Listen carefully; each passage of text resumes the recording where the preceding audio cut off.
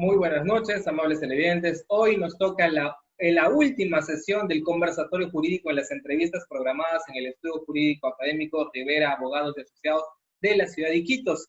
Y no es para menos, lógicamente, que se deja lo mejor para el final. Y definitivamente eso hicimos.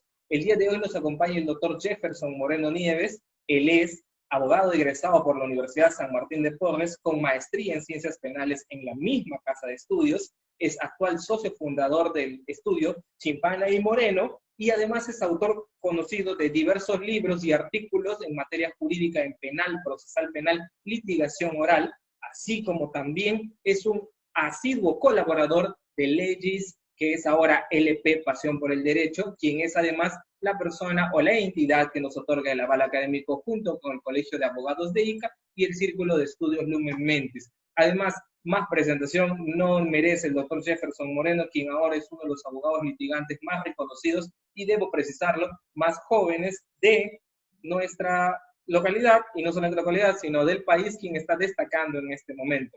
Queremos darle la cordial bienvenida, doctor Jefferson. Muy buenas noches. Gracias, buenas noches. Doctor, ¿cómo está? Agradecido por el tema de brindarnos un momento de su tiempo para poder tener esta entrevista el día de hoy con todos nosotros y poder compartir varios temas de las experiencias que usted viene teniendo. Cuando nosotros amablemente lo buscamos para tratar de empezar esta entrevista, definitivamente usted eligió el tema libertad en tiempo de coronavirus, y es porque lógicamente usted conoce mucho lo que es el tema de la libertad y las injusticias que se vienen cometiendo ante varios abusos con respecto a la prisión preventiva y entre otras modalidades. Frente a eso, doctor, si usted gusta, inicialmente empezamos la entrevista con una pregunta muy puntual. ¿Considera usted que la libertad en época o una época normal o en un contexto normal debe ser medida o tratada de la misma forma que en una época de pandemia con el coronavirus? Mira, yo creo que uno tiene que empezar analizando cómo estamos como sociedad. Ese es el primer punto. Porque a nuestra sociedad tú no le puedes pedir, o sea, sería injusto pedirles que no celebren una prisión preventiva. O sea, imagínate esto. Estamos sufriendo, yo hoy día sufro económicamente, tú ves en la televisión casos de corrupción, ves casos de sicariato, ves secuestros, ves extorsiones, te falta económicamente, te duele el Perú, y de pronto sale un fiscal que dice, yo voy a hacer justicia para todos los peruanos, y sale un juez y dice, conmigo puedes trabajar, nosotros vamos a hacer justicia juntos, y de pronto empiezan a meter en prisión preventiva a todo el mundo. Entonces, tú no le puedes reclamar a la sociedad que no celebre las prisiones preventivas. Entonces, está normal, hasta ahí no habría ningún problema. Lo que podemos hacer es hacerlas reflexionar sobre si eso está bien o está mal. Y esas personas tendrían que entender, finalmente, que lo que celebras que le hacen a otros, en algún momento te pueden hacer a ti. Ese es un primer tema. Bien. Pero Jefferson, yo no ando cometiendo delitos, yo no soy corrupto, yo no soy secuestrador, homicida, sí, claro. Pero recuerden que también hay delitos culposos. Entonces es un primer punto. O sea, aquí cualquiera puede caer. El derecho penal no discrimina en realidad. Entonces, en tiempos normales, hemos estado aquellos quienes decíamos, pero caramba, ya paren la mano con lo de la prisión preventiva, por el amor de Dios, mira que hay que ponerle límites. Un pronunciamiento de la Corte Suprema, segundo pronunciamiento de la Corte Suprema, colaboradores eficaces, por Dios, eso es irregular, no importa, la idea es llegar a la verdad, testigos protegidos, y ahí estábamos. O sea, parecíamos loquitos luchando y decíamos, no, por favor, prisión no, mientras obviamente la gran mayoría decía prisión sí. Claro. El tiempo hizo que de cierta forma la sociedad cambie y nos dé la razón y diga, caramba, oye, ya mucho, ¿no? O sea, ya muchas prisiones preventivas. Porque parece ser que el ciudadano común no diferenciaba entre lo que era una prisión preventiva y lo que era una condena. Y decía, está bien, preso, preso, preso, preso, y encima la prensa no ayuda, porque algunos dicen, lo condenaron a 9 meses de prisión preventiva. Entonces la gente dice, caramba, ya está en la cárcel. Y lo que no se entendía era que finalmente esa persona no era responsable, solo que por un ratito los tenían presos. Y Claro. mira que generas un efecto rebote, es como cuando tomas Herbalife, bajas de peso un ratito, dejas de tomar y te vuelves más gordito, igualito. Porque Ya. el hombre se iba preso, el corrupto que tú odiabas se iba preso. Pasaba un tiempito y salía en libertad. Entonces la sociedad decía, oye, impunidad no puede ser posible, justicia solamente para los ricos. ¿Por qué lo meten preso y ahora lo sacan? Mira lo que pasa con la señora Fujimori. La gente decía, bien, la metieron presa, por fin, y ahora ha vuelto a salir.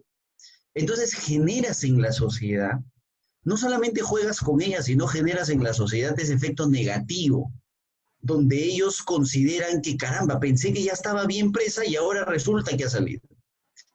Entonces, en tiempos normales, hemos estado los loquitos que reclamábamos no el uso de la prisión preventiva. Y como digo, alguna parte de la sociedad estaba de acuerdo con la prisión preventiva y mucha parte de la prensa también estaba de acuerdo con la prisión preventiva.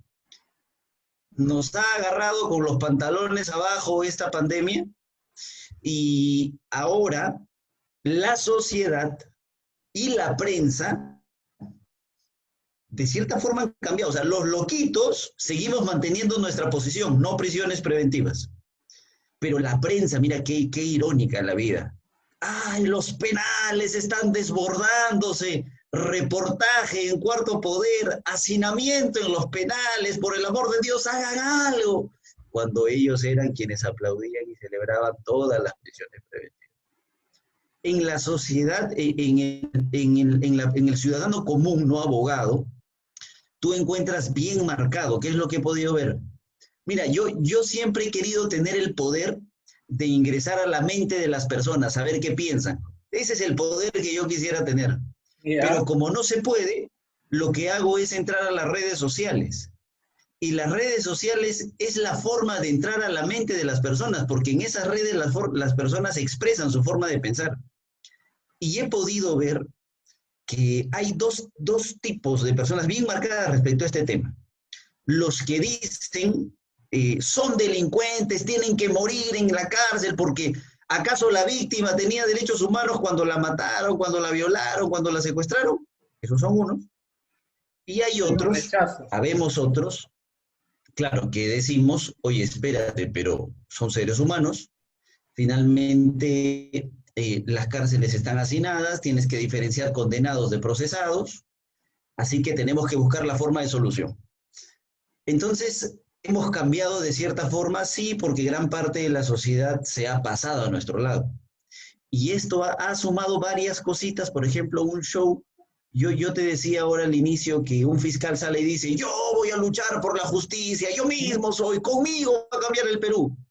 Quizá próximo presidente, pero por ahora fiscal. Y resulta que el señor fiscal ahora le falta respeto a la judicatura y de cierta forma ya el magistrado se va dando cuenta, la magistratura se va dando cuenta, la sociedad de cierta forma se va dando cuenta que no necesita de un solo líder, sino que necesita de un sistema correcto. Y ese sistema tiene que empezar a cambiar. ¿Qué es lo que se está intentando hacer? Entonces, ese Claro. tratamiento de la libertad tiene que ser diferente, obviamente. Ya no va a ser lo mismo antes de la pandemia y después de la pandemia. La pregunta es, ¿cómo la enfrentamos? ¿Qué hacemos? O sea, porque el presidente el otro día ya un poquito más y se le salía la lágrima, pero el presidente llorando casi dijo, por el amor de Dios, ¿qué quieren que haga? Esto de los penales no viene de ahorita, viene de hace varios años. E incluso, claro, sacando trapitos al aire de la política y diciendo, ¿acaso los gobiernos anteriores hicieron algo? Y eso obviamente es una forma de explosión, ¿no? Se nota que hay problemas, claro, entonces es una forma en la que explota. Dice, carajo, ¿qué quieren que haga? Los que mejor, perdónenme los que me escuchan, pero los que mejor, tanto, ¿qué han hecho los gobiernos pasados? Lo único que han hecho es indultar narcodelincuentes. Entonces es una forma de explotar, porque es correcto lo que dice el presidente. Este es un problema que viene de hace muchísimos años. Y para terminar esta reflexión, yo le quiero decir a la gente una cosa. Yo soy abogado, Quizá habría que ser abogado o interno para entender lo que les voy a decir. La cárcel, la cárcel no solamente está llena de personas que son culpables, que los hay, obvio que los hay. La cárcel está llena también de gente que en un momento tuvo una pésima defensa, por ejemplo. Claro. No saben cuántos casos yo logro conocer en la oficina que llegan ciudadanos desesperados, por el amor de Dios, y me gustaría ayudar a todo el mundo, pero a veces no se puede. Llega gente desesperada y me dice, doctor, por favor, mi hijo, mi padre, mi hermano es inocente. Pero si es inocente, ¿por qué está preso? No lo sé, por favor, revíselo. Y entonces empiezo a revisar y por el amor de Dios, cuestiones tan simples como no ofrecer prueba. O cuestiones tan simples como no cuestionar la legalidad de ciertos actos. O sea, cosas que no se hicieron. Y que cuando el caso ya está muy avanzado no se puede hacer. Entonces, ese hombre está preso solamente por haber tenido la desdicha de tener un mal abogado. Y el problema está en que el Estado garantiza, porque nuestros títulos son a nombre de la nación, que cualquier abogado esté en la capacidad de ejercer defensa, y al parecer no. O sea, yo saludo a la gente que nos mira, que estudia, que reflexiona y que se capacita, porque así somos mejores abogados. Pero mire, ese es un grupo. Hay otro grupo que por alguna extraña razón fue procesado con el maldito Código de Procedimientos Penales de 1939 o de 1940 y que bajo una serie de lesión de garantías está en prisión. O peor, hay algunos que han sido procesados bajo el decreto legislativo C64 o 124 del proceso sumario y finalmente ni juicio han tenido y ahí están condenados. Y hay otros pues que simplemente miraron mal al juez, o son enemigos de un fiscal, o un policía les hizo la vida imposible y ahí están.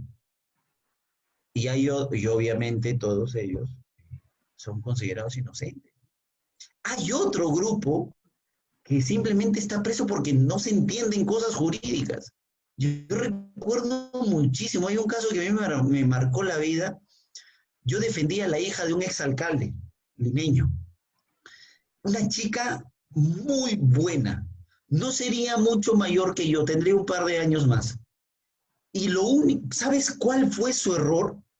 Fue regresar de Asia a Lima sin haber tomado una sola gota de alcohol y sus amigos todos borrachos, pero ella, la amiga elegida, por el amor de Dios, eso estaba probado. Pero resulta que a las 2 de la mañana, dos señoras a la altura de Cañete decidieron no usar el puente peatonal y cruzar por la Panamericana y terminaron atropelladas. Y por ella tuvo la desdicha de ser la hija de un exalcalde. Y le pidieron prisión preventiva, por el amor de Dios. Esa chica estaba presa. Ese fue su error. Entonces, reflexionen, cuando ustedes digan, no, pero las víctimas de ahí no vieron sus derechos, reflexionen que en prisión no solamente están culpables, están idiotas, que finalmente no hicieron lo que debieron hacer en su momento, están inocentes, están negligentes. Entonces, eso es algo que hay que diferenciar. Por eso es que lo que no ha podido hacer ninguna conferencia, tú puedes hacer millones de congresos nacionales, internacionales, puedo hablar con Lee, Jefferson, lo que tú quieras, pero nada pudo hacer que la prisión preventiva se convierta en excepcional. Y mira, una pandemia ha venido a decirnos que así debe ser, que a los presos preventivos los tienen que sacar ahorita, porque nuestras cárceles están hacinando. El tratamiento obviamente es diferente en tiempos normales, por así decirlo, y en tiempos de desdicha, de desgracia, como son los tiempos de pandemia, que es muy diferente, porque no vaya a ser, no falta alguien siempre, no vaya a ser que alguien me diga, pues se quieren aprovechar de la pandemia. No. Una cosa es que uno analice la situación carcelaria a través de la pandemia y otra cosa es que se aprovechen de la pandemia. Entonces es algo que ustedes tienen que analizar. ¿Y sabes cuál es el otro problema? Que mucha gente al derecho penal le pone nombre y el derecho penal no tiene nombre. Te lo pongo así, te lo pongo así. Te cuento esto, y se lo cuento a todo el Perú, a ver, para toda la gente que nos está viendo. Genial. Un fiscal, no te voy a decir nombres, ¿ah? Vamos a ver si tu conclusión cambia, no te voy a decir nombres. Un juez X llama a una audiencia y dice, vengan, tiempos de coronavirus, ¿ah? Ya. Un juez X, no importa dónde, no importa qué sala, no importa qué juez, no importa qué delito, llama a una audiencia y dice, siéntense por favor, vamos a iniciar la audiencia. Todos instalados, llegue el fiscal, llegue el abogado, no importa quién es el fiscal es Y. No importa quién es el abogado es Z. Y no importa quién es el imputado. Entonces el juez, como ustedes bien saben, abogados y la ciudadanía, como debe saber, llega a la audiencia y como diría finalmente Calamandrei, todo juez merece respeto, sino por lo que es, por lo que debería ser. Entonces el juez ingresa y todos se deben poner de pie. Yo escribí un artículo hace tiempo, ya que tú hablabas del EP, que lo publiqué en el EP chiquito nomás, que es el litigio en pie. Lo que para los católicos es la iglesia, para los abogados es la sala de audiencias. ¿Tú has visto algún católico comer en la sala de audiencias? Jamás. Entonces lo mismo los abogados, los fiscales, los jueces. Esa sala de audiencias es sagrada para nosotros.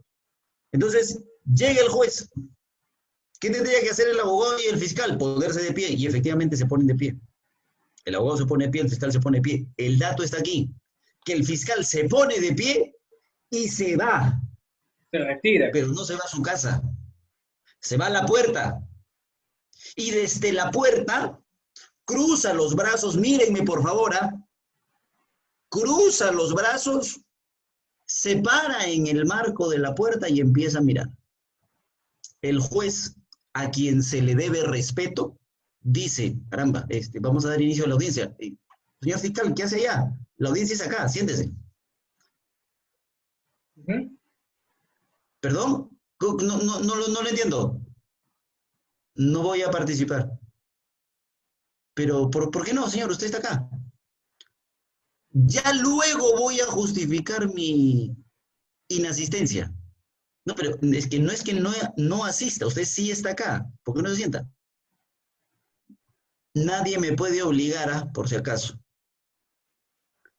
Si yo les cuento esta historia sin nombres, yo les apuesto a que cualquiera me diría que mal. Esa es una total falta de respeto a la administración de justicia. Cualquiera, o sea, si yo le cuento a cualquiera. ¿Sabes dónde está el problema? Que si yo te doy los nombres de los intervinientes, tu opinión cambia. Si yo te digo que el fiscal es el fiscal José Domingo Pérez, no, por favor, perdóname. Él lucha por la justicia, seguro que por algo lo hizo. Si yo te doy el nombre del abogado, tu opinión cambia. ¿Quién es el doctor Humberto Abad? No, seguro que defiende por lo corrupto, la corrupción, por el amor de Dios, ¿con qué plata? Ese es el problema. El problema es que al derecho penal le estamos poniendo nombres, le estamos poniendo caras. ¿Y sabes qué hace eso? Que personas cuyo nombre yo no me apellido Fujimori, aquellos que no nos apellidamos Fujimori, sufrimos las deficiencias de un proceso penal totalmente destrozado durante mucho tiempo. Ese es el problema. Tú no sabes cuánta gente me ha escrito me duele no poder hacer algo. ¿Cuánta gente me ha escrito y me ha dicho, Jefferson, mi apelación ya estará lista? Le dije, bueno, como usted sabe, nosotros ya hemos apelado. La prisión preventiva, ya hemos apelado a la prisión preventiva. Lo único que estamos esperando es que la sala nos llame a audiencia. Y no sabes cómo me ha dolido cuando un señor me ha dicho, pero Jefferson, ¿y cómo a Keiko sí le programan audiencia? Bueno, ¿qué le voy a decir? No, no sé qué explicarle, pero nosotros tenemos que esperar. Ese es el problema. Es Al distinto. derecho penal no debemos darle nombres. Uno tiene que analizar el derecho, no la persona. El hecho, no la persona. Sea en tiempos comunes, en tiempos de libertad, sea en tiempos de pandemia, en cualquier tiempo. El análisis es respecto de hechos, respecto de derecho, y nunca debería ser de persona. Es por eso que Villavicencio dice, tú recordarás, el derecho penal es de acto, no de autor. Está proscrito ese análisis. Pero bueno, pero bueno. Entonces, si tú me preguntas cómo se trata la libertad, hay un cambio. Yo creo que sí hay un cambio hoy día. Definitivamente. Al extremo, mira, al extremo, de que tú tienes que analizar ya entrando a tiempos de pandemia. Si tú estás en tiempos de pandemia, tú tienes que diferenciar dos cosas. En la cárcel, además de los que les he dicho, inocentes, idiotas, negligentes, etcétera, hay procesados y culpables, hay procesados y condenados, Dos que no tipos necesariamente distintos. son culpables, ya estamos quedando. Hay Ujú. procesados y condenados. Un condenado me llama y me dice, Jefferson, quiero por favor trabajar ahorita mi cambio a detención domiciliaria, porque todos están yendo a detención domiciliaria, ¿sí o no? Le digo, hermano, pero es que contigo no se puede. ¿Por qué no? Porque tú eres condenado, tú no eres procesado. Y Ujú. la detención domiciliaria es una medida para procesados, no es para Claro. condenados. No Ujú. existe la pena de arresto domiciliario, eso no existe. Entonces, ¿qué tengo que hacer yo? Nada, esperar, esperar. Jefferson, ¿y el habeas corpus? Bueno, el habeas corpus correctivo podría ser, ahorita llegamos a eso. Pero Ujú. mira que el gobierno lo que ha dicho es, ya no importa, se me muere la gente, ya no importa si los gobiernos anteriores no han hecho nada. Voy a sacar indultos, voy a sacar indultos. Perfecto, sí. Y han sacado una lista para condenados, ¿no? Oye, y los procesados, ese balón no es mío, por si acaso, Ujú. y la pelota se la han tirado al Poder Judicial, que con mucho respeto voy a decir, hoy tiene algunos ápices en algunos lugares de cobardía jurídica para declarar fundadas variaciones. Porque como la sociedad siempre ha celebrado las prisiones, yo creo que las variaciones podrían ser rechazadas, entonces mejor no las acepto. Pero el gobierno se ha querido encargar de los condenados y los procesados es un balón, porque así los tratan como cosas, es un balón que le han tirado al Poder Judicial. Y que no lo Y el quiero ver Poder en mi video. Judicial, y el Poder Judicial no quiere enfrentar, no quiere solucionar. Ujú. Y a Pero esto, bueno. y a esto nos conlleva el siguiente tema. El día de hoy, eh, exactamente, salió una noticia en LP en el cual nos estableció que un grupo de ciudadanos, entre ellos Rosa María Palacio, Rocío Villanueva, Alejandro Silva y varios, han solicitado al Poder Judicial que se forme una comisión para poder ver justamente la conversión automática de las prisiones preventivas a arresto domiciliario. Cosa que a mí me ha llamado mucho la atención, ¿no es cierto? Porque estos ciudadanos han solicitado a eso al Poder Judicial. Y el Poder Judicial le ha sacado una resolución corrida, sin número, el día de ayer, donde establece que a razón de la carta de estos ciudadanos, ¿no? Se exhorta que se llame a sesión plena a la Corte Suprema para que en el más breve término se pueda hacer una sesión plenaria para ver este tema.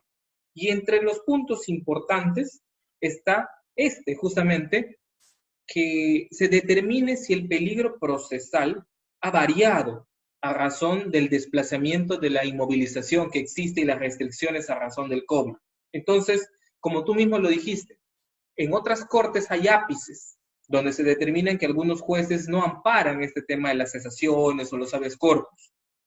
Sin embargo, esto es por la diferenciación de criterios según se manejan. O sea, yo siempre he cuestionado, el sistema de justicia no es predictible y no hay una uniformidad de criterio y ese es un gran problema.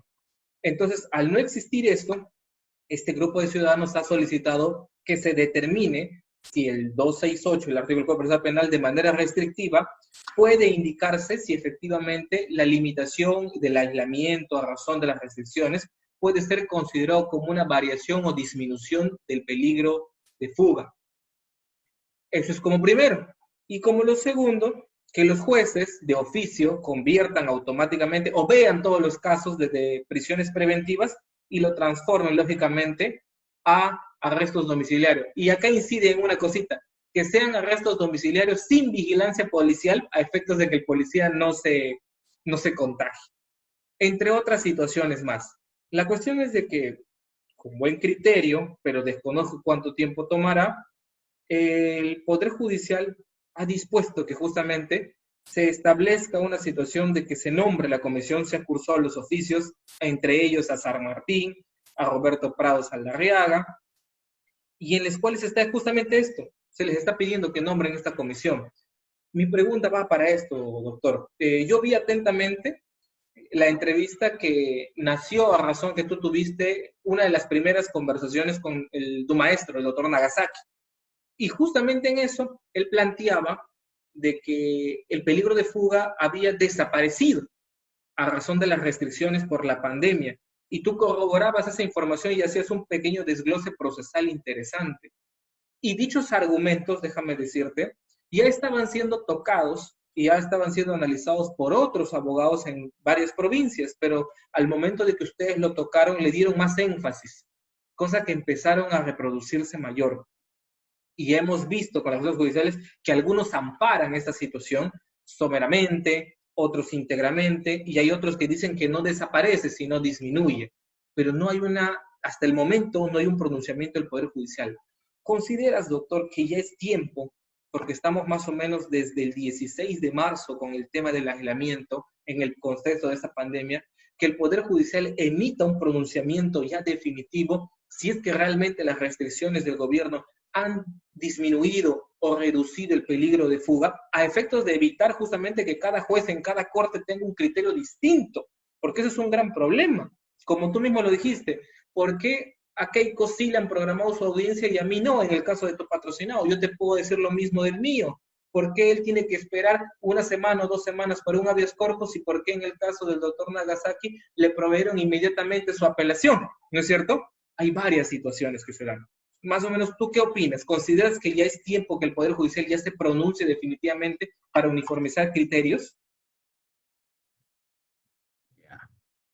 Yo te voy a decir algo como ciudadano primero. Yo estoy harto de las comisiones. Se Definitivamente. infectaron cadetes estudiantes de la policía. ¿Qué pasó? Vamos a hacer una comisión para ver lo que ha pasado. Nuevo Congreso de la República. Oye, vamos a hacer una comisión para el coronavirus. Y ahora resulta que ¿cómo vamos a hacer una comisión para ver qué? Entonces yo estoy harto de las comisiones, como ciudadano te digo. Como ciudadano. Porque finalmente son totalmente improductivas, no suman ni restan, nunca han sumado ni han restado. O sea, el Congreso es el mejor ejemplo, todas las comisiones son totalmente improductivas en su mayoría. Ahora, imaginemos en un mundo utópico, donde esta comisión se instala mañana, debate pasado mañana y al tercer día tienen los mejores resultados que el mundo puede esperar. Imagínate, el mejor pronunciamiento que se ha podido construir en un tiempo sumamente corto. Imaginemos eso. Siendo utópicos. Sí, por supuesto, siendo utópico porque eso tiene para rato. Pero ya, mira, ya ni siquiera voy a discutir eso, imagínate ya, que sea rápido. ¿Tú te acuerdas? Incluso, mira, rápido te diría, no sé si ustedes se acuerdan, porque cuando se quiere se puede, hermano. Esa es la verdad, cuando se quiere se puede. Desde persona hasta autoridad, cuando se quiere se puede. ¿Ustedes se acuerdan cuando Nostroza Pariachi, lo digo con nombre y apellido, sacó una casación y dijo, los fiscales tienen que probar el delito previo para poder condenar por lavado? Y la fiscalía pegó el grito al cielo y dijo, impunidad, no puede ser posible, nos quieren matar, los lavadores de activos van a salir libres. Y de inmediato se pegó así. La Corte Suprema llamó a un pleno y sacaron la sentencia plenaria 1/2017, ¿te acordarás? En esa época. Donde finalmente no solucionan nada, pero ya se reúnen todos, pues. Y dicen, esa casación es una porquería, no sirve para nada, vamos a hacer una nueva. Si así de rápido hicieran otra. Pero bueno, ese es un tema. Pero imaginemos que sí se hace muy rápido. ¿Ya? Si una comisión saca un pronunciamiento o si la Corte Suprema saca un pronunciamiento, vamos a hacer esa analogía con los acuerdos plenarios. Mira, y vamos directo al tema de la prisión preventiva para que la gente nos entienda. Problemas a nivel nacional, en algunos lugares, por la gran mayoría de jueces son jueces muy capaces y muy inteligentes y muy académicos y muy leídos y se merecen todo el respeto de toda persona. Pero así como hay buenos, hay malos. Problema a nivel nacional. Llega una persona con todo su arraigo y dice, acá está, mira, yo vivo acá, tengo hijos, tengo trabajo, tengo familia, tiene todo. Todo. ¡Pum! Preso preventivo. Oye, espérate, ¿pero qué pasó? No, es que no es de calidad, no es de calidad. Ya, bueno. O es un arraigo de media consideración. Ya, bueno. Traes tu arraigo laboral. Acá está, señor, mi arraigo. Traes tu constancia de trabajo. Yo te dice, no, tráeme tu recibo por honorario, tú tienes que estar en planilla. Claro. O sea, solo así puede ser, pues, ¿no? Una cosa formal, no vas a traer pues, un papel firmado. Preso. La Corte Suprema tuvo que emitir una casación. En su tiempo, esa ha sido la casación 1445-2018 nacional. Y dijo que en arraigos laborales no necesitas que una persona tenga un contrato a plazo indeterminado, que esté en planilla para que te diga que tiene arraigo laboral. O por ejemplo,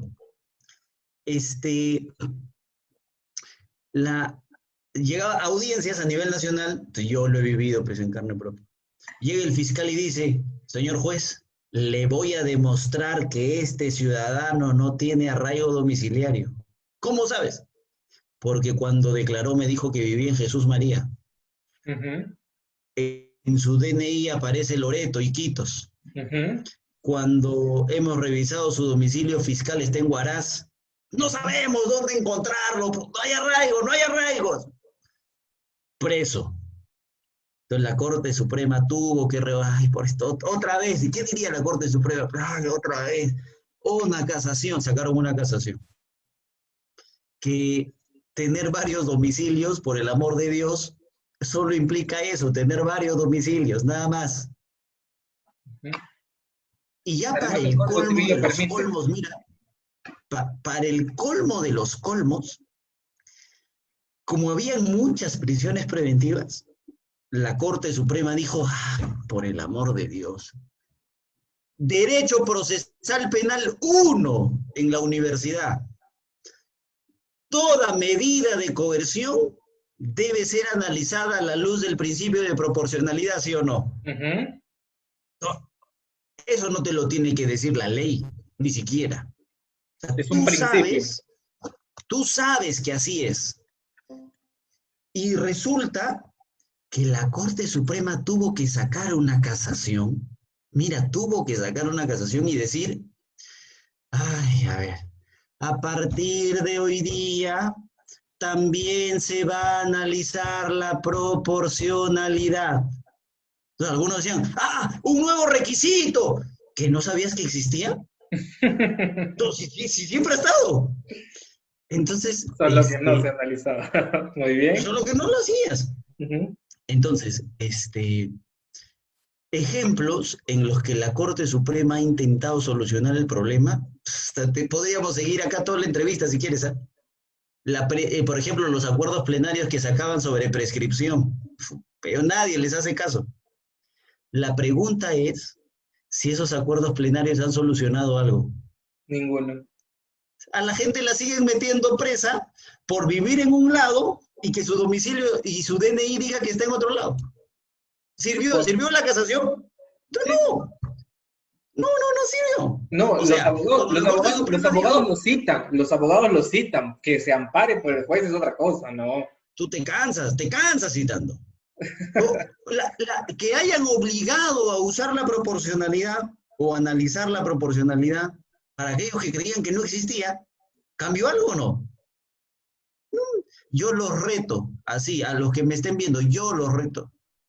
Pónganse en la mesa 10 resoluciones de prisión preventiva, de cualquier caso, las que ustedes quieran, obviamente de diferentes casos. Claro, De las 10, 7 resoluciones, en su análisis de prisión preventiva, lo único que hacen es definir la proporcionalidad. claro, es un corta y pega del Tribunal Constitucional. Entonces, Ujú. un pronunciamiento de la Corte Suprema hará, o sea, mañana la Corte Suprema Jefferson va a sacar un pronunciamiento donde dice que ahora sí tienen que evaluarse las prisiones. Mira, ¿qué vas a tener que decirle? ¿Tú crees que el juez es ignorante? Me parecería una falta de respeto al juez. Pero es que ¿Qué es eso lo que hace. va a decir la Corte Suprema? Que las prisiones tienen que reevaluarse de oficio. ¿Y eso no lo sabe un juez? ¿Tú crees que eso no lo sabe, no lo conoce? O sea, por el amor de Dios, eso tiene que conocerlo. Ujú. ¿Tienes que decírselo? No, no tienes que decírselo. El problema no está en que la Corte Suprema saque un pronunciamiento diciendo lo que nosotros queremos que diga. El problema está si se va a hacer efectivo o no en los magistrados de instancias inferiores. Ese es el problema. Ujú. Y eso pasa por muchas cosas, eso pasa por un análisis de capacitación, de personalidad, no sé, o sea, hay demasiados factores. Pero yo creo que un pronunciamiento de la Corte Suprema no va a cambiar. O sea, no va a hacer que el juez, a partir de mañana, caramba, vas a ver cómo salen todos en prisión preventiva y ya van a salir. ¿Ah? Sí, eso no va a pasar. Eso no va a pasar. ¿Sabes cuál creo que podría ser la solución? A ver, Y ¿cuánto? ahí, tú lo enganchas, pero en una, cuando juegas con el propio pellejo del juez. ¿Sabes quién ahorita? Pero para escándalos, para decir nosotros somos el cambio primeritos, pero ahorita, ¿tú has escuchado ni siquiera la letra J? ¿Tú has escuchado de la Junta Nacional de Justicia? ¿Existe o no? Claro, Claro, pero no has escuchado ni la J en estos tiempos. nada. ¿Sabes qué se podría hacer? La Junta Nacional de Justicia debería establecer. ¿No ves que ellos van a hacer evaluaciones cada 3 años, cada 5 años? No sé cuántos han cambiado ahora. Claro, bueno, que quedó en stand-by también a razón del coronavirus, está en stand-by, está en este momento. No ha terminado de conformarse bien. Uno de los criterios a analizar en las evaluaciones va a ser cuántos jueces reevaluaron de oficio prisiones preventivas. Pero por el amor de Dios, vas a ver que ahorita, todititos. Son ¿Qué puntos, juez? son Por puntos, supuesto, son puntos. son puntos para la Ya no ratificación. necesitas, ya no necesitas diplomado, escribir artículos en leyes, ya no, ya. Dedícate a O reevaluar sea, tu prisión preventiva. y ya está. Va, Qué pero interesante. me corto el brazo izquierdo a que esa podría ser una buena solución. Definitivamente. Entonces yo no creo que, más allá de que estaría bueno, ¿no? Sería bonito para leerlo acá en nuestra laptop. Caramba, qué bonito, que era el derecho. Mira, la Corte Suprema ha dicho que el peligro procesal, etcétera, etcétera. Para nosotros bonito. Pero yo dudo mucho en que eso haga que algo cambie, Yo como están conversaba las con cosas algunos, ahorita. Yo conversaba con algunos magistrados y colegas acá en Iquitos y justamente a razón de lo que te comentaba de la resolución corrida, se indicaban de que cuando se nombre la comisión, tal vez cuando termine ya habría terminado la pandemia y va a ser innecesario quizás. Eso es lo que esperaban y eso es lo que se comentaba prácticamente. Doctor. Mira, yo te he puesto el ejemplo de si lo hacen rápido, Ajá. si lo Acá piensan hicieran que no. rápido. Acá piensan que no. Acá piensan que el tema de la pandemia va a terminar y recién ahí la comisión va a empezar a tocar el tema. Doctor, a razón de eso, interesante la Estoy de propuesta. acuerdo. ¿Qué le parece si de repente los colegios de abogados proponen esa modificatoria o esa inclusión al tema de la ratificación? Y no solamente en materia penal, sino que también se evalúe, ¿no es cierto?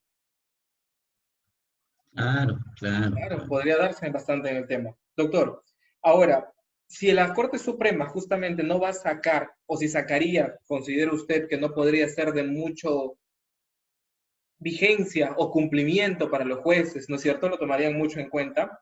No es menos cierto que ahora al menos sí los jueces están tratando al menos de reevaluarse en menores cantidades, lógicamente, ¿no? A menos que sean casos emblemáticos o casos en los cuales los abogados privados estén insistiendo y presentando los recursos. Habeas corpus, cesaciones, variaciones, ¿no es cierto? Pero es porque justamente nosotros lo solicitamos y no es de oficio. A razón de eso, yo tengo varios, como se ha ido recopilando informaciones, de varios procesos que han ido dándonos luces para poder servir de guía para otros procesos luego en determinadas provincias. Y justamente lo último que ahora salió es el caso de Keiko, que salió ayer, y el caso de Susana Villarán. ¿Qué opinión precisa y corta nos merece situaciones? Porque ambas son situaciones que a veces las personas no entienden, son instituciones jurídicas distintas, ¿no es cierto? En el caso de Keiko Sofía es el recurso de apelación a una prisión preventiva. Hay que precisar eso para que lo sepan. No es una cesación, no es un habeas corpus, sino es un recurso de apelación que coincidentemente agarró con el tema del coronavirus. Y en el caso de Susana Villarán, es una cesación que en primera instancia fue declarada infundada, pero que en segunda confirman la situación de ser infundada, pero la sala de oficio, prácticamente hay una actitud de oficio ahí, lo varía a un arresto domiciliario. Me gustaría más o menos que usted su opinión concisa de ambos tópicos jurídicos que han tenido, entendiendo lógicamente que la entrevista va dirigida a personas que sea un poco más digerible para que ellos puedan entender. Y a ver, cuando el caso de Keiko ni tocarlo en estos tiempos, porque la gente tiene que saber, cuando tú estás preso preventivo, tienes derecho a la doble instancia, entonces apelas. Perfecto, En totalmente. nuestro país esas apelaciones pueden durar meses e incluso casi todo el tiempo de tu prisión, pero tú puedes apelar. Y como la señora ha estado presa y no estuvo de acuerdo con la decisión, apeló. O sea, olvídense del coronavirus, apeló. Claro. Y al apelar, analizas si tú debes seguir preso preventivo y si se cumplen los requisitos. La sala ahí un cachito, un parrafito, dijo, bueno, ya pues también el coronavirus, pero el fundamento principal no es ese. No es El eso, tema es exactamente. si existen o no existen graves elementos, si finalmente existe o no existe peligro procesal. Entonces, pero ese caso yo creo que ni tocarlo porque incluso confunde a la gente. Esa es otra cosa, eso no tiene nada que ver con el coronavirus. Ella no ha salido porque por riesgo de contagio. No tiene nada. Exactamente. A eso quiero llegar, doctor. Las personas piensan por error, porque obviamente no son abogados o porque hay una desinformación en las redes sociales, piensan que ella salió por el tema del coronavirus, cuando esto no es así. Ella justamente ha entrado en recurso de apelación para reevaluar los 5 presupuestos, bueno, que son 5, ¿no es cierto? Con toda la proporcionalidad y los elementos necesarios han sido justamente desvirtuados en ese sentido. O sea, acá hay un pronunciamiento sobre el fondo. Y como tú dices, un cachito, un pequeño extremo solamente fue el coronavirus, como la cereza del pastel, cosa que no es. Situación diferente que sí tiene el tema de Susana Villarán. Ahí sí hay un análisis del COVID, ¿no es cierto? Y ahí sí no hay Claro, claro. una sustitución plena de la medida, sino hay una variación de oficio. A eso quería llegar. ¿Qué Ahí opinión sí, te merece? ahí sí, ahí sí. ¿Qué es lo que están haciendo los procesados, los que no están condenados? Solicitando ceses de prisión. Miren, y es justo el reclamo, no van a salir todos. O sea, las cárceles no van a abrir sus puertas, los portones no se van a abrir y de pronto van a empezar a salir a montones. Eso no va a pasar jamás, jamás. Perfecto. Hay que aclarar eso. límites a ponerles. Límites. ¿Cuáles serían los límites? ¿Qué puede hacer finalmente que tú cambies tu situación de una prisión a una comparecencia o a una detención domiciliaria? Primero, la edad. ¿Qué dice la OMS? Que dependiendo si eres una persona mayor, una persona adulta, 50 para arriba, ¿cierto? Eres una persona vulnerable. Eres una persona que frente al virus eres más débil. Entonces, la edad es un factor. Entonces, me llama alguien y me dice, Jefferson, por favor, quiero variar. ¿Cuántos años tienes? 25. No, tú no vas. O sea, porque tú eres saludable, eres un tipo en la flor de tu juventud. O sea, si te choca, no te choca fuerte. En cambio, al de 60 lo matas y lo agarras. Entonces, la edad es un límite. Ese es un primer límite. Y Susana Villarán tiene como 70, creo.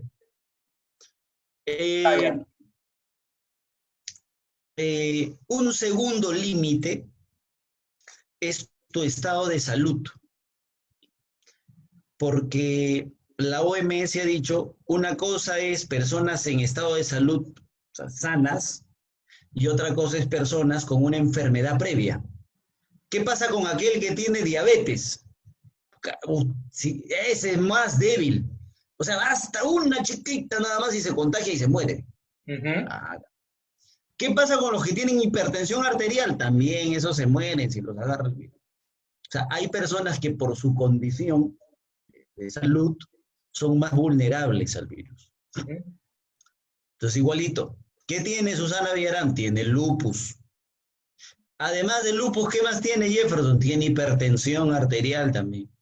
O sea que es vulnerable al virus. Sí, es vulnerable. Por supuesto que sí, claro. Entonces, a esta nueva persona que me llama, al chico que te digo, ya Jefferson, yo no tengo 25 años, pero estoy tosiendo. ¿Pero estás mal? No, yo no tengo nada. Entonces, no, pues no vas a poder salir.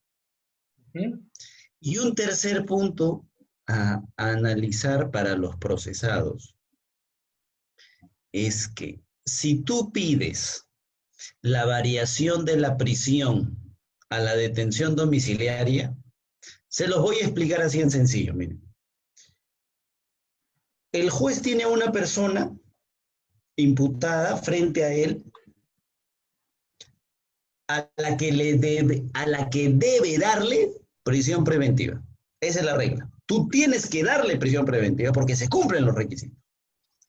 Pero el código, el artículo 290 del código dice que pese a corresponderle prisión, obligatoriamente le tienes que dar detención domiciliaria.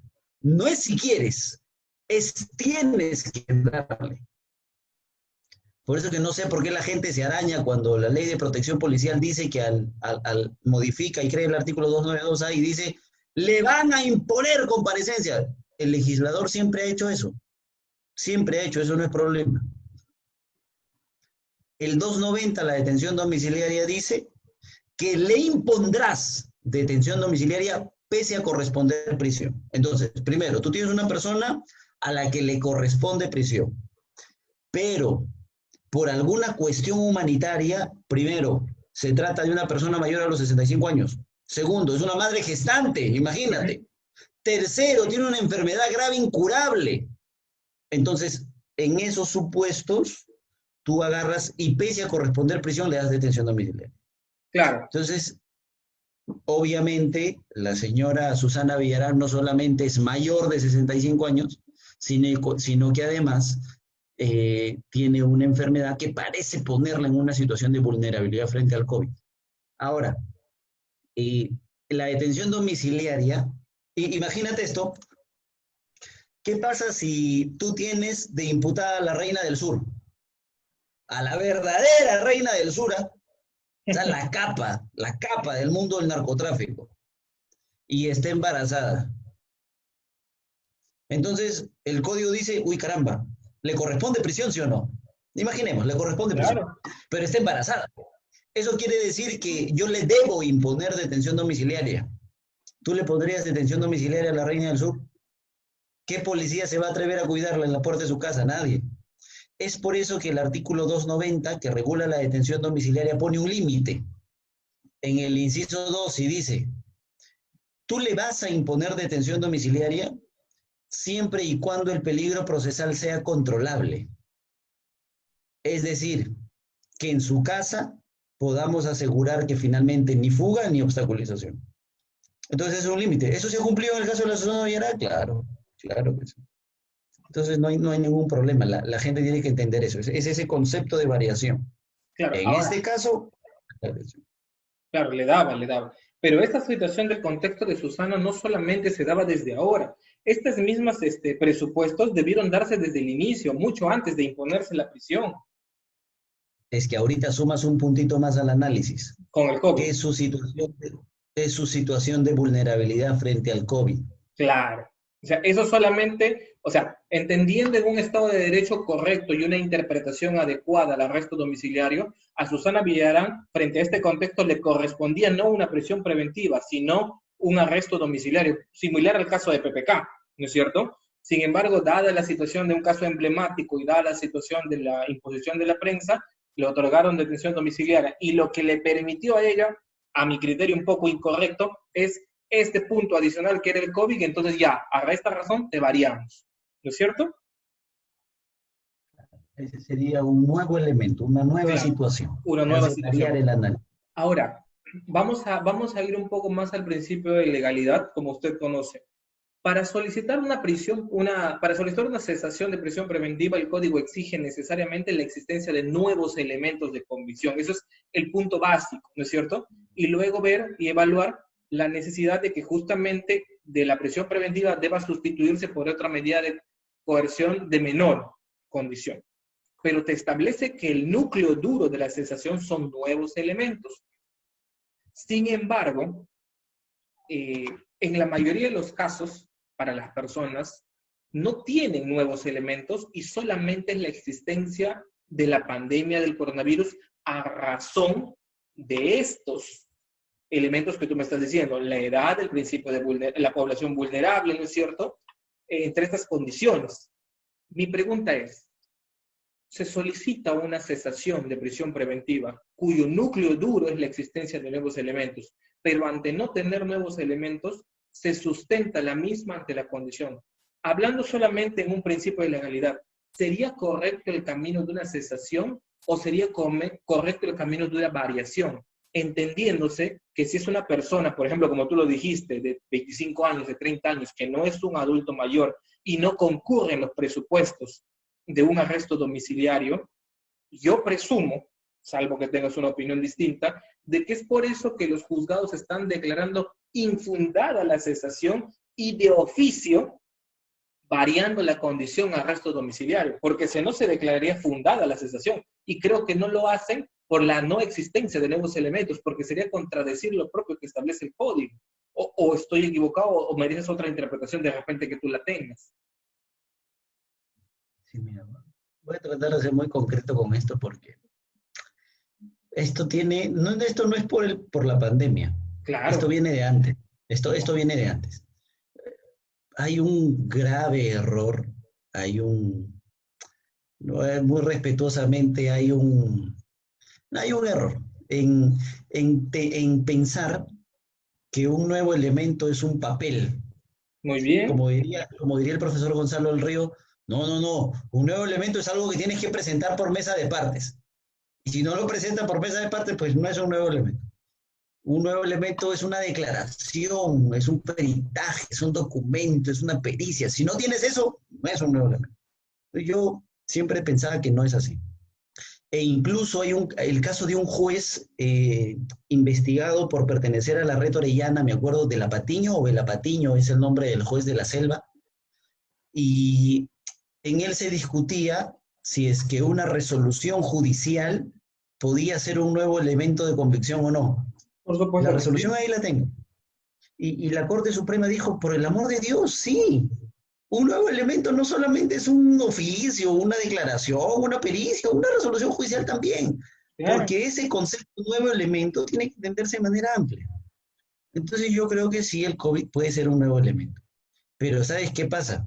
Este no es el momento, este no es el momento para decirle a los jueces, señor juez, usted tiene que cambiar su posición que ha mantenido toda su vida. Y donde usted pensaba que un nuevo elemento solamente es un testigo, ahora tiene que meter al COVID también. Entonces yo ya no me meto en esa pelea, ¿ya para qué? ¿Ya para qué? Entonces Ya digo, es ya, cansado. bueno, ya, no sé, no, mira, que hemos llegado. Perdóname, no es un cese de prisión, es una variación de prisión. Entonces, como litigante, pero por el amor de Dios, ¿y qué es un cese? ¿No es una variación? Pero bueno, pero como litigante digo, ¿ya para qué me meto a esa pelea? Entonces ya no me meto a la pelea del cese y digo variación. ¿Qué me vas a decir? ¿Que no hay nuevos elementos? Ah, ¿verdad? No, mira, al que es legalista, ahí lo matas. Ujú. Porque le dices, ya, pues, a ver, ¿dónde está? Ah, no, pues, tienes razón. Acá no dice, ¿no? En el artículo no dice, ¿no? No, Claro, a no eso dice, iba. no dice. Entonces, ahora sí te doy, por el amor de Dios. Qué jodido. Entonces, como alguien al quien le gusta el derecho, te podría decir que debe ser un cese porque finalmente no deberíamos tener esta discusión de si la pandemia es o no un nuevo elemento, sí debería ser. Como Ya, litigante, porque además soy realista, yo creo que ya la gente ahorita no se debe meter ese rollo, ahorita, y listo, vete por la variación. No te vayas con 283 del Código Procesal, vete con 255 y listo, se acabó el problema. perfecto. Pero en este caso, si nosotros nos vamos por la variación, bajo algunos, porque nos están viendo algunos colegas específicamente, solicitas la variación, pero sin embargo, se entendería que si reúnes los presupuestos como hemos indicado, la mayoría de edad, la población vulnerable, la existencia del COVID, más aún, debería ser fundado bajo ese contexto. Pero ¿qué sucede si ya estás en camino, como el caso de Susana Vidal, con una sensación?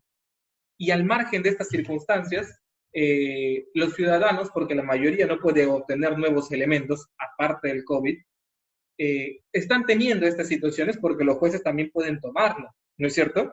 Y te dan, lógicamente, la cesación de oficio, perdón, la variación de oficio en un recurso de cesación. ¿Es válido? Claro que sí. El juez también puede hacerlo. Claro que sí, a razón justamente de la situación del petitorio. Ahora, doctor, sin querer irnos mucho al tema porque el tema es amplio en el tema de la libertad, yo quería preguntarle a usted, ¿conoce usted algún recurso de un habeas corpus que se haya declarado fundado a razón de la existencia del COVID? No, ninguno. Yo tengo un Ninguno. cliente. No, ninguno. Ninguno. Eh, yo tengo un cliente, ha dado positivo a coronavirus. Yo Está también tengo muriendo. uno, está en positivo. Y igual, ya presenté, Improcedente. aún estando enfermo. Rechazo. Rechazo eliminar. ¿Sabes cuál es la respuesta? Ujú. No se afecta su derecho a la salud, porque el INPE ya implementó los protocolos ya. Mira, si no te respondo, no voy a hacer mayor comentario porque la cólera me va a ganar. ¿Qué protocolo, hermano? A ese ¿Qué nivel. protocolo? Si el ministro ni siquiera sabe cuántos muertos hay en los penales, ¿qué protocolo, por el amor de Dios? Si los trabajadores del INPE no regresan a trabajar, ¿qué protocolo? Si afuera nos estamos muriendo, ¿cómo estará adentro? ¿Qué Ujú. protocolo? ¿No? Por el amor de Dios, hay que ser un poquito más humano. Ese hombre está Exactamente. muriendo. Y yo les voy a decir la verdad, he interpuesto 3 habeas corpus por el mismo sujeto, 3 habeas corpus. Y el procurador en la audiencia de apelación le dijo a la sala, el abogado ha interpuesto 3 habeas corpus.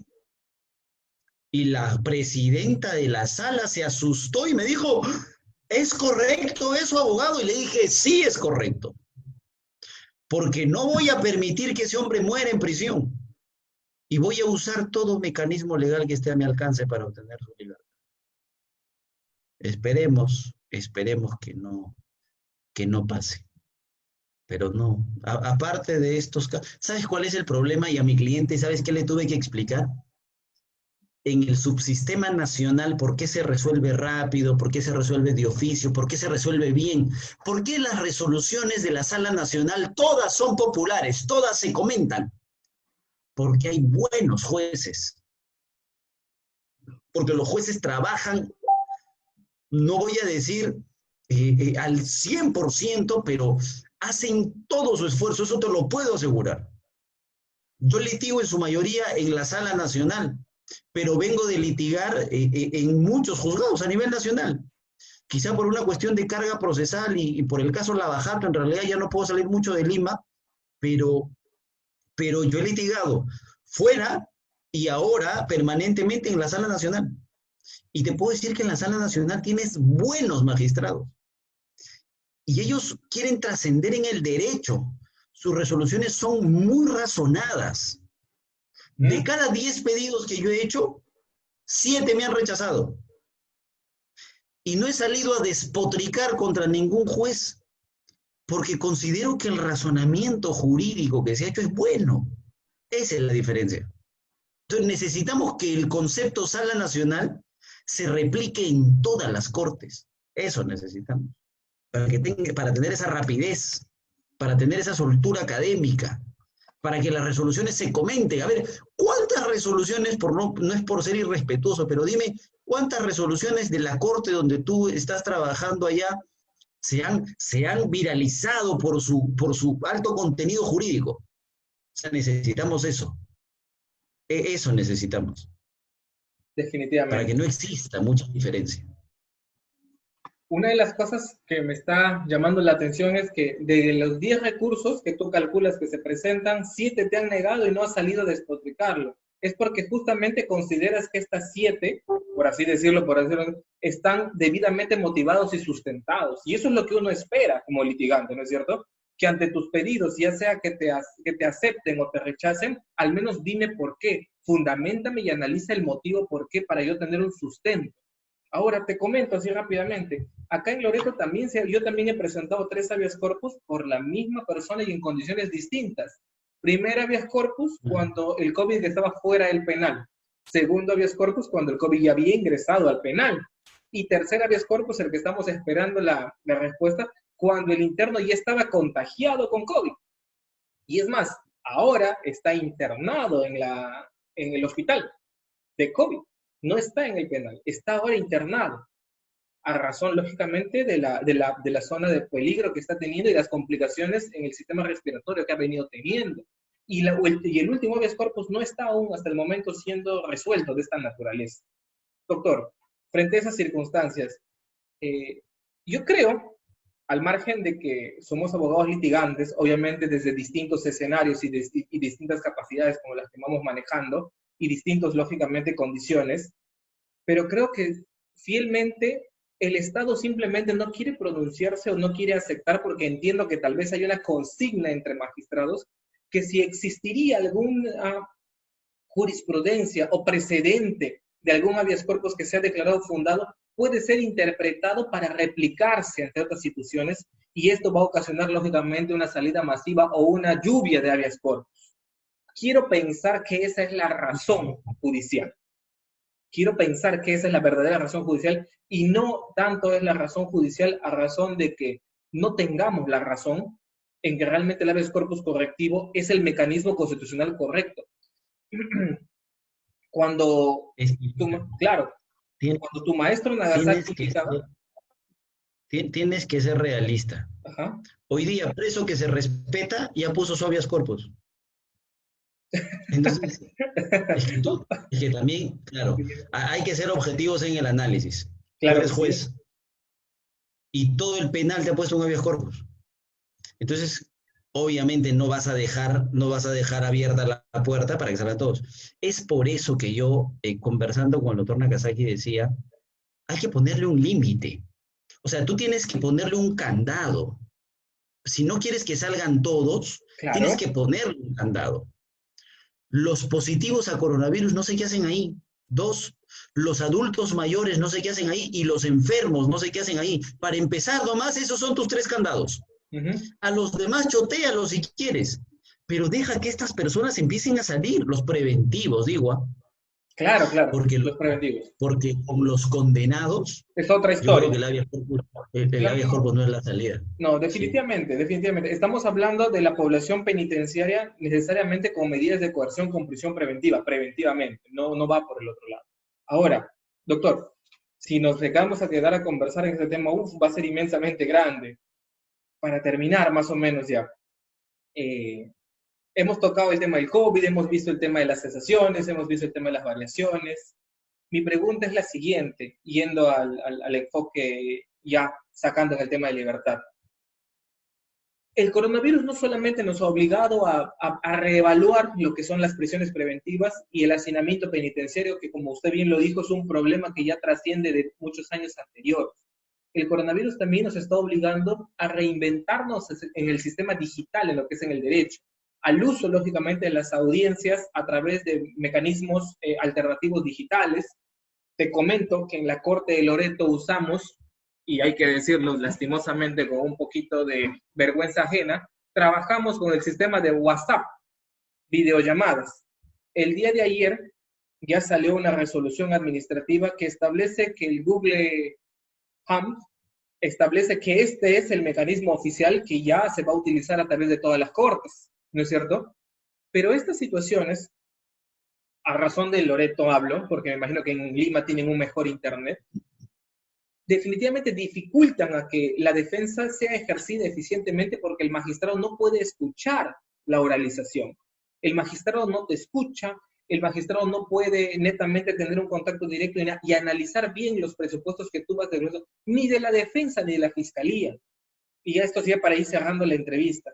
¿Consideras que estas situaciones nos va a dar más herramientas, porque hay algunas situaciones que mecanismos digitales nos pueden abrir grandes puertas, o quizás inicialmente va a ser una pequeña situación que nos va a generar un déficit para poder ejercer una correcta defensa, tanto en la vía como abogados litigantes, como en la fiscalía para sustentar tu caso? Mira, yo, para cerrar, nomás una chiquita. Si cuando estás en persona es difícil que te escuchen, es bien difícil hacer que te escuchen cuando estás en persona. Tienes Estás que recurrir a durmiendo, muchos estás llamando. mecanismos. Imagínate por teléfono, por WhatsApp, peor. Te voy a contar, yo tenía una audiencia ahora, por vía esto del Google Home, eso del Met. Y primer problema, la especialista me decía, ya le mandé la invitación, pero no me llega, le digo, pero revisa tu correo, pero no me llega. No, pero ya lo mandé, pero mándalo otra vez. No se puede, es una sola vez. Te doy otro correo. Ya, a ver, dame otro correo. Ya le mandé. No me llega, le digo, estoy acá y no me llega. Bueno, ya usted verá, mañana a las 9 de la mañana la audiencia. 8:55 la llamo y le digo, oye, ¿qué fue? No me ha llegado. Bueno, señor, yo ya le envié. Bueno, ya, pues, pero me tiene que dar una solución. Ya, entonces llamaré por WhatsApp a usted. Entonces yo estaba por WhatsApp y los magistrados estaban por el Google o Gmail, esta aplicación que ha autorizado el Poder Judicial. Y hablo y hablo y hablo. Ahora sí, 5 minutos, pero exactitos, como te pueden cortar el audio. Tú cortas. Preguntas de los magistrados. Preguntas uno, preguntas. Y resulta que la máquina del otro magistrado se había colgado. ¿Desde qué hora habrá estado colgado? Porque la presidenta dice, preguntas del magistrado. Y la especialista, escucho a la especialista decir, doctora, creo que se ha congelado su máquina. Y, ok, no hay preguntas del magistrado. Bien, terminamos la audiencia. ¡Pum! Y me cortaron. Se acabó la audiencia. Entonces, por Dios, se acabó la audiencia. Ya nada más, y punto. Se acabó. Entonces, primera pregunta.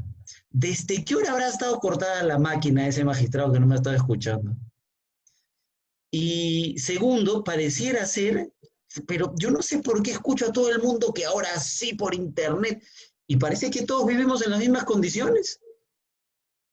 Si ahorita, dime, ¿estamos transmitiendo en vivo? No estamos transmitiendo en vivo. Estamos ¿Por qué no grabando. estamos transmitiendo en vivo? Porque la región tiene problemas de internet. ¿Mm? Entonces, dime, ¿eso lo vas a trasladar a casos donde se juega con la libertad de personas? Yo lo veo bien difícil, bien difícil. Yo, por ejemplo, no me veo en una audiencia de prisión preventiva por el Google o Gérate, esa aplicación. No puedo, no podría. Tomando las medidas de salubridad que exige el MINSA, con Ujú. las distancias que se requieren, yo creo que bien podríamos participar. Solamente magistrado, fiscal, abogado, somos tres, bien separados. Ahora sí, por el amor de Dios, mira lo que echó la pandemia. Ni un solo sapo de prensa parado y alborotado atrás para generar un espacio. O sea, excepcionalmente las audiencias van a tener que cambiar de modo público a privado para poder respetar la inmediación, para poder conversar, porque yo veo bien difícil trabajar a través de esta aplicación. No, Sí, no, no lo veo bueno. Pero definitivamente. bueno, ojalá mejore todo pronto. Vamos a ver cómo va evolucionando estas circunstancias. Doctor, definitivamente, para terminar, casi para el tema de la entrevista, ¿ya? Entendemos que estamos viviendo en el tema de una pandemia, que son tiempos oscuros, tiempos grises, donde hay muerte y desolación. No somos ajenos a la realidad que estamos viviendo, ¿no es cierto? Como abogados lo vemos en las noticias todos los días, la gente está muriendo. Y algunos consideran que yo vi el otro día, estaba conversando y vi tu estado, que me pareció muy gracioso.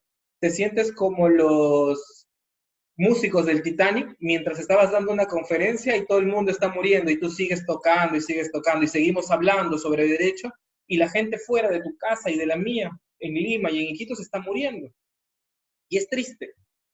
Pero frente a estas circunstancias, yo también tomé una decisión de coger mi laptop, hacer actividad académica, asumir algunos casos, hacer otras actividades adicionales al derecho para tratar de ayudar y coadyuvar a las personas, asumir con mi familia, y creo que son retos que tomamos. Quisiera, de repente, para terminar estas circunstancias, alguna pequeña reflexión a nuestros colegas, a nuestros estudiantes de derecho que, lógicamente, esta pandemia va a tener una situación de un tiempo y la vida, considero y espero equivocarme, va a cambiar trascendentalmente, pero considero que va a cambiar, si bien es cierto un momento gris, va a cambiar para bien porque nos va a enseñar a ser más higiénicos, nos va a enseñar a tener más cuidado y nos va a enseñar a evitar prisiones preventivas y nos va a enseñar o nos obliga a actualizarnos. Pero definitivamente quisiera una reflexión de tu parte para estas personas que están ahorita con aislamiento y que sienten que quizás a veces los abogados o los estudiantes de derecho no están funcionando, pero sí lo estamos. Y somos vivos ejemplos para eso, ¿no es cierto? Dos cositas nomás, muy sencillas. Uno, como ciudadano, le voy a ser duro pero sincero. Si ustedes se enferman, están solos. Uno, entonces reflexionen bien en lo que hacen, en cómo se comportan. El Estado no tiene la capacidad para ayudarnos a todos. Así que si se enferman, están solos. Entonces, mucho cuidado. Eso es lo primero que uno tiene que analizar. Si uno no tiene, lastimosamente, esa capacidad económica para atender su problema médico, está solo en el mundo. Ahorita. Te van a votar, el Estado no te va a contestar. Llames a la línea que llames. Entonces, tienes que cuidarte. Por ti, por tu familia, por tus amigos, tienes que cuidarte. Esa es la primera. Y la segunda, más allá de lo académico, yo creo que esto nos tiene que hacer reflexionar sobre el sentido de nuestras vidas. Hay cosas que son intrascendentes. No sé, tengo una agenda, aquí a mi lado tengo una agenda de cuero, que no sirve de nada, no la puedo utilizar. Tengo un carro, bonito, no lo puedo utilizar. Que nos ayude a reflexionar sobre lo verdaderamente importante en la vida de cada uno de nosotros. Cómo es que vivimos, cómo es que somos y cómo es que ayudamos. Si ves a alguien necesitado, échale una mano. Hoy más que nunca nos necesitamos los unos a los otros. Y sobre todo a nuestros hermanos más cercanos. Hablamos de familia, amigos, hablamos de región. Ayuda, echa la mano, ayuda a quien necesita. Sé mejor persona, que para eso sirva la pandemia. Porque el mundo va a cambiar. O sea, yo no pensé vivir para verlo, pero el mundo acaba de cambiar. Por más que nos liberen ahora y nos dejen salir, el mundo no va a ser el mismo. Entonces, ayuda, sé mejor persona. Esa es la reflexión que puedes tener. Te agradezco mucho la invitación, Lee. Te mando un fuerte abrazo, espero que todo esté bien por allá, sobre todo con salud. Claro que sí, doctor. Igualmente para usted, que todo esté bien, me ha agradado su mucha reflexión y el tema que podemos tener. El objetivo de este conversatorio, como te dije, era crear esto, crear un conversatorio jurídico, pero crear justamente y mostrar a un Jefferson Moreno y a un entrevistador más humano en este contexto. Porque yo sé que tú vas a continuar con las conferencias y vas a continuar con la labor de abogado y vas a mantener ese ánimo punzante, pero queríamos justamente ahora transmitir esto, esta calidez humana y hacernos sentir humanos, vulnerables ante todos, para ver que todos estamos en lo mismo. Ya sea Jefferson Moreno, ya sea Pablo Rivera, ya sea un abogado, ya sea un policía, estamos en esto luchando por eso. Doctor, tuvimos la oportunidad de conocernos en Iquitos, hubieron varias situaciones en las cuales no pudimos coincidir a manera de anécdota, creo que lo recuerdas, el doctor Jefferson, para lo que nos están viendo, sí, el doctor Jefferson, para lo que nos están viendo, en algún momento tuvimos que hacer malabares para poder llegar a las situaciones de poder contactarnos con él, y desde ahí empezamos una empatía muy buena. Admiro mucho el tema del norte académico que has ido generando y construyendo a través del tiempo, y considero que eres un muy buen referente joven, no solamente para otras personas mayores que tú, sino para generaciones que van a la par contigo y que vienen. Y eso es algo importante, ¿no es cierto? Porque vas a permitir que, sí, vas a permitir que se avance. Y lógicamente al ser un referente como lo fue o como lo es Nagasaki en su momento, que todos pasan, todos vienen, seguimos en el tema. Te cuento, chiquita, ya porque tú eres la última entrevista para cerrar el conversatorio jurídico de esta temporada, que este proyecto lo inicié a razón de verte a ti, conversando con tu maestro Nagasaki. Cuando vi la conversación tan dinámica que tuvieron, lo dije, definitivamente tengo que replicarlo. Y lo hice. Entonces, hice ese tema. Ahora lo que yo quiero es que lo que yo estoy haciendo acá en Loreto también sea replicado por otros estudios, por otros colegas y avance. Y eso es importante, seguir y continuar. Doctor, espero que hayan sido bonitos, gratos en la conversación que tenemos y esperemos que esto pase y podamos pues compartir luego algún debate juntos, ya físicamente, con Benji, con Paolo, que también te tienen gran estima y gran cariño. Gracias. Si en algo puedo servir, aunque sea de mal ejemplo, como diría mi viejo. Así que para adelante. Gracias. Igualmente, doctor, muchísimas gracias. Queridos amigos, estábamos terminando el día de hoy con la última entrevista de la primera temporada. Estuvo con nosotros el doctor Jefferson Moreno. No se preocupen que el día lunes tenemos y empezamos la segunda temporada del conversatorio jurídico. Estoy seguro que esta conversación les va a agradar y esperemos que continuemos. Doctor Jefferson, muchas gracias. Saludos a la familia para todos ahí y estamos muy pronto volviéndonos a encontrar. Gracias. Conmigo será hasta otra oportunidad. Nos vemos el día lunes con más entrevistas. Muchas gracias.